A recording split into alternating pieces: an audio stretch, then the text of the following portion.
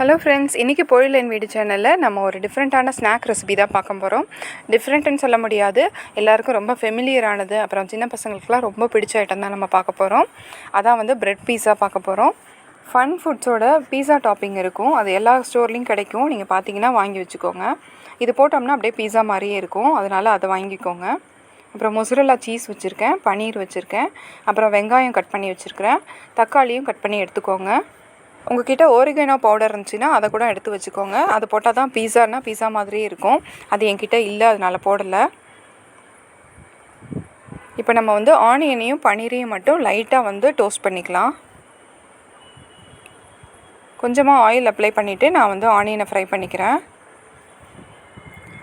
இல்லை நம்ம பச்சையாக அப்படியே போட்டோம்னா ஒரு மாதிரி க்ரன்ச்சியாக அப்படியே இருக்கும். லைட்டாக ஃப்ரை பண்ணிவிட்டு போட்டோம்னா நல்லாயிருக்கும். நான் வந்து தோசைக்கல்லையும் போட போகிறேன், அதோடு இல்லாமல் சாண்ட்விச் மேக்கர்லேயும் போட்டு பார்க்க போகிறேன். அதனால் அதையும் எடுத்து வச்சுக்கிறேன்.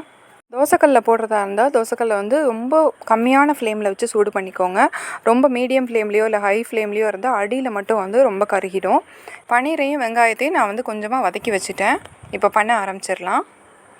இந்த டோஸ்டர் வந்து கொஞ்சம் சூடான பிறகு நம்ம அதில் கொஞ்சமாக ஆயில் போட்டுக்கலாம். உங்களுக்கு வேணால் நெய் கூட போட்டுக்கோங்க. அதில் வந்து நம்ம ப்ரெட்டை வச்சிடலாம். இந்த ப்ரெட்டு வாங்கும்போது ஸ்வீட் ப்ரெட்டாக வாங்காமல் சாண்ட்விச் ப்ரெட் இல்லைனா வந்து வீட் ப்ரெட் வாங்கிக்கோங்க. ஏன்னா ப்ரெட்டு இனிப்பாக இருந்துச்சுன்னா இந்த பீஸாவுக்கு வந்து நல்லா இருக்காது. இதில் வந்து நம்ம இப்போது பீஸா டாப்பிங் போட்டுக்கலாம். டாப்பிங் போட்டுட்டு கூட நீங்கள் சாண்ட்விச் மேக்கரில் வச்சுக்கலாம்.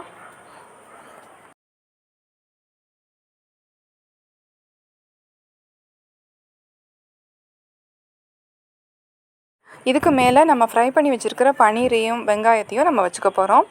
இப்போ உங்கள்கிட்ட கேப்சிகம் இருக்குது அப்படின்னா நீங்கள் அதை கூட கட் பண்ணி சின்ன சின்ன பீசஸாக ஆட் பண்ணிக்கலாம்.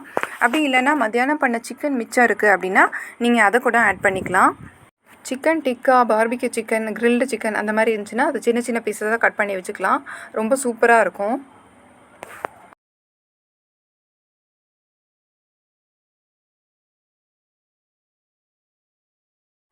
இந்த மாதிரி சின்ன ஹோல் உள்ள ஸ்க்ரேப்பர் உங்கள்கிட்ட இருந்துச்சுன்னா அதை எடுத்துக்கோங்க. அதில் வந்து நம்ம மொசரல்லா சீஸ் வந்து கிரேட் பண்ணி போட்டுக்கலாம்.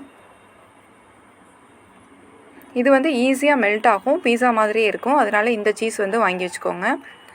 சாண்ட்விச் மேக்கரை ஃபுல்லாக மூடாமல் நான் கொஞ்சமாக மூடியிருக்கிறேன். அப்போ மூடும்போது மேலே இருக்கிற ஹீட்டில் வந்து சீஸ் வந்து மெல்ட் ஆகும்.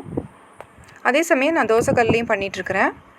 தோசைக்கல்லில் பண்ணது தாங்க ரொம்ப அருமையாக சூப்பராக வந்துச்சு. க்ரஸ்ட் மாதிரி அடியில் ரோஸ்ட் ஆகிருந்துச்சு, மேலே சீஸ் மெல்ட் ஆகி ரொம்ப சாஃப்டாக இருந்துச்சு.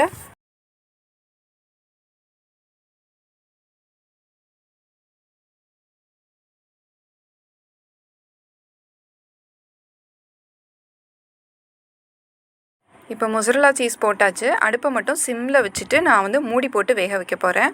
அப்போ வந்து மேலே இருக்க சீஸும் வந்து மெல்ட் ஆகி அடியில் க்ரஸ்ட் மாதிரி ஃபார்ம் ஆகி ரொம்ப சூப்பராக இருந்துச்சு. நீங்கள் தோசைக்கல்லில் கண்டிப்பாக ட்ரை பண்ணி பாருங்கள். பார்க்குறதுக்கு எவ்வளோ அழகாக இருக்குது பாருங்கள். இதில் சிக்கன் வச்சு பண்ணோம்னா ரொம்ப அருமையாக இருக்கும். ஈவினிங் ஸ்கூல் விட்டு வர பசங்களுக்கு இது கொடுக்கலாம். ரொம்ப டெலிஷியஸாகவும் ஹெல்த்தியான ஃபுட்டாகவும் இருக்கும். இந்த ஸ்நாக் உங்களுக்கு பிடிச்சிருந்துச்சின்னா கண்டிப்பாக எல்லாேருக்கும் ஷேர் பண்ணுங்கள்.